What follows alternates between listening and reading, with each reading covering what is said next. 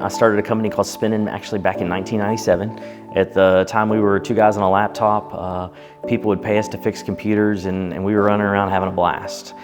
Somewhere there about 2022, we were looking for a different tool to help automate and keep up with a lot of the processes in our business. So we were looking for a tool that would empower us to really do meaningful changes and leverage technology to actually help transform these businesses.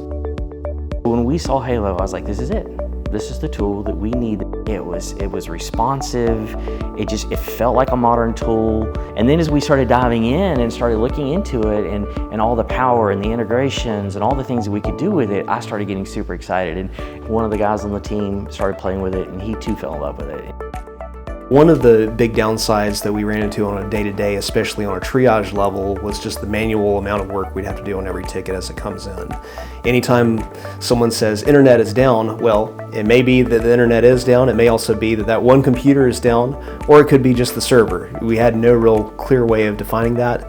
And that was a lot on triage, because if they didn't have the necessary info, we'd have to call the client back up and be able to gather information from that too. One of the things that has been really fantastic with Halo is that we have it tied into a private instance of OpenAI to where it will automatically auto-populate the summary as soon as it's triaged, so that we know immediately what the priority needs to be, and it will infer from the body of the email exactly where that problem lies. One thing that we've done is integrated automations with our new user onboarding form in Halo.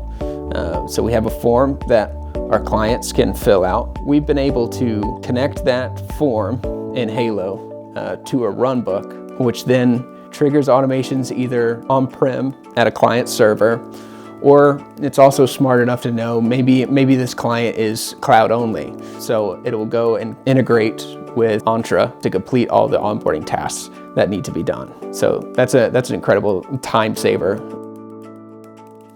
With Halo, we've been able to kind of consolidate a lot of our processes into a platform that works for us, not that we're having to kind of tailor ourselves to. We've been able to take a lot of automations that we've built over time and turn those into native integrations.